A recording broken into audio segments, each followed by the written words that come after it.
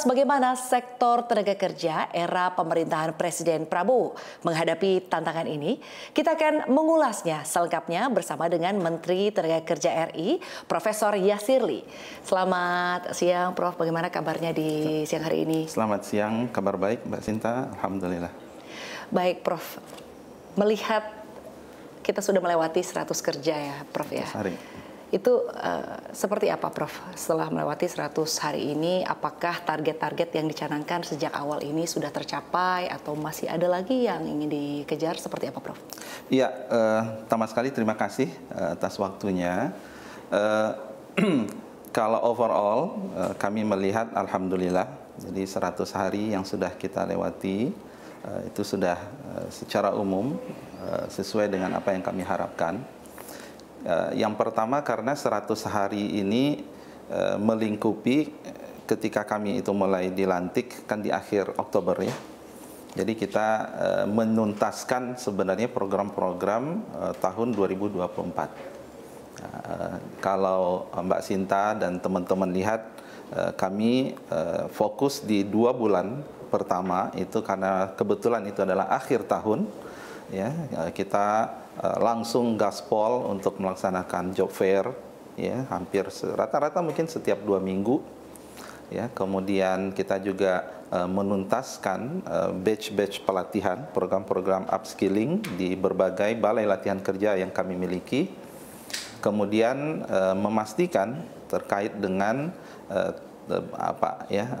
akuntabilitas dari semua pelaksanaan aktivitas yang dilakukan oleh Kemnaker pada tahun 2024.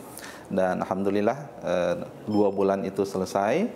Kemudian lanjut dengan 1 bulan di awal tahun 2025, kami mencoba mengevaluasi semua program-program yang sudah kami lakukan, dan kemudian kami keluar dengan strategi yang lebih baik dari hasil evaluasi. Dan itulah yang kemudian saya katakan 100 hari pertama ini alhamdulillah kami bersyukur ya, kita juga melihat bagaimana kami sudah juga melakukan konsolidasi di kementerian. Kita kemudian mencoba merumuskan apa isu-isu strategis beserta strategi ke depannya seperti apa.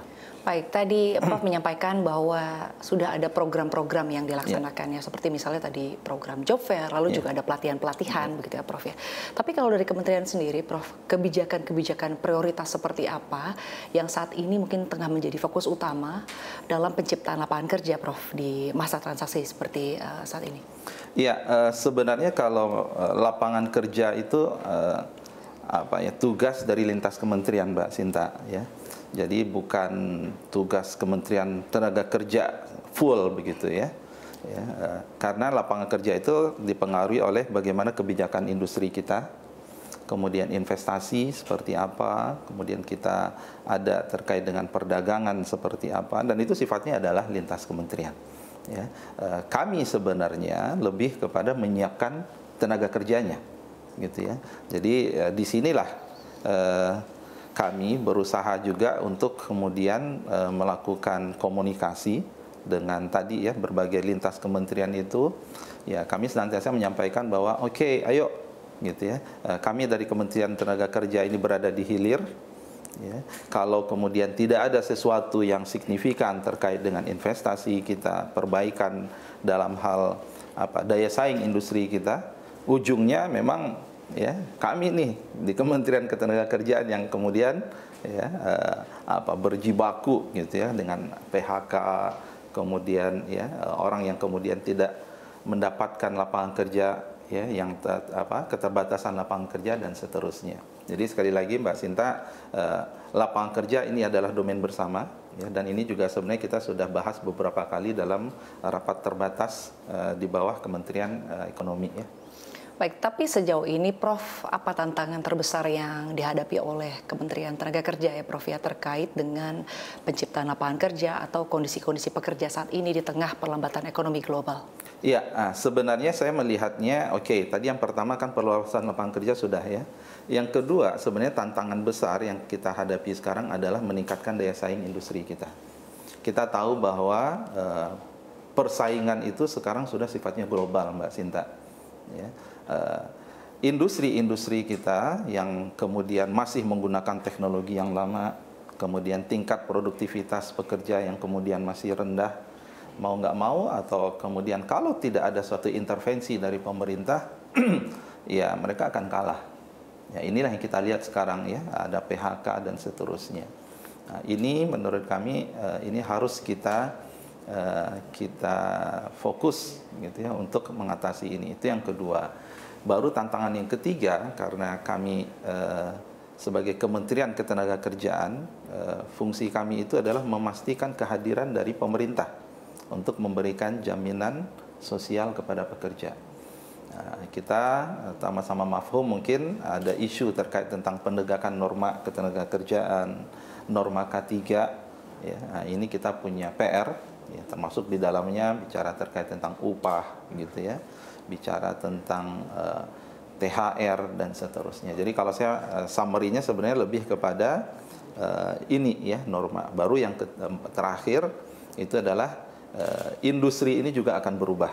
Gitu ya. Kalau tadi Mbak Sinta bicara tentang WEF ya, World Economic Forum, berbicara tentang proyeksi ada pekerjaan yang akan declining, ada yang kemudian new jobs yang will be created. Sejauh mana Kementerian Tenaga Kerja menyiapkan program-program yang sifatnya upskilling dan reskilling. Itu minimal beberapa tantangan besar yang sedang kami hadapi saat ini. Baik Prof, lalu bagaimana Prof strategi pemerintah Prof dalam menghadapi ancaman pemutusan hubungan kerja yang sampai dengan saat ini Prof masih terus berlanjut. Bahkan kalau kita lihat Prof di tahun 2024 juga angkanya luar biasa begitu Prof. Bagaimana di tahun 2025 ini Prof? Ya, ini pertanyaan yang sulit ya. Jadi yang pertama begini, tadi saya sampaikan bahwa PHK itu adalah karena daya saing. Daya saing ini ada yang diakibatkan oleh kebijakan.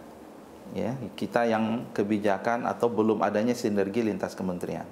Misal kalau tekstil, ketika kebijakan impor kemudian masih belum bisa kemudian kita batasi misalnya, kemudian ada terkait tentang ilegal ya, penyelundupan dan seterusnya, ini berdampak kepada industri kita. Nah, ini satu sisi menurut kami. Sisi yang kedua memang adalah daya saing dari industri itu sendiri gitu ya. Nah, ini harus ya kita coba cari solusinya. Makanya kami dalam beberapa kesempatan ketika kita sampaikan kita harus hidupkan kembali gerakan peningkatan produktivitas di industri kita ya, terutama untuk industri yang skala menengah gitu ya. Dan memang mostly itu adalah yang padat karya. Data yang kami miliki, industri-industri kita yang padat karya itu adalah tekstil, makanan, minuman, konstruksi, pertanian. Itu adalah industri dengan proporsi tenaga kerja yang paling besar, tapi dengan tingkat produktivitas yang rendah. Ini harus ada suatu intervensi. Gitu. Mungkin ini juga berkait kepada permintaan ya Prof ya? Ya, masuk di dalamnya. Nah, dan yang ketiga, tentu kita harus membangun sebuah, kami bilang early warning system ya.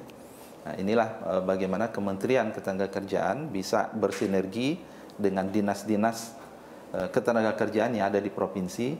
Ayo dong kita sama-sama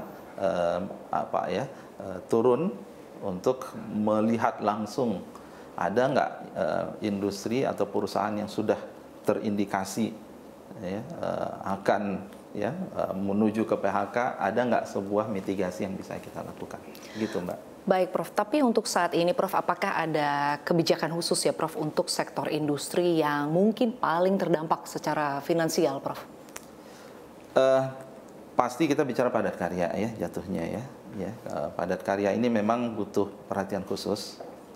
Awal tahun kan sebenarnya Menko Perekonomian sudah keluar dengan paket stimulus ya untuk peremajaan mesin. Gitu ya. Memang kalau kita lihat salah satu penyebabnya itu daya saing, karena memang mesin-mesin mereka itu ya beberapa ya itu sesuatu yang mungkin udah 10 tahun 15 tahun yang lalu yang tidak diremajakan ya, sehingga kalau mesinnya sudah tua, kemampuan produksinya rendah, maka kemudian ujungnya ya produktivitasnya juga rendah begitu. Permasalahannya kemarin adalah terkait dengan timing mungkin gitu ya. Jadi harus kita cari lagi intervensi yang lain. Makanya salah satunya tadi kami sangat concern terkait dengan gerakan peningkatan produktivitas nih Mbak Sinta ya.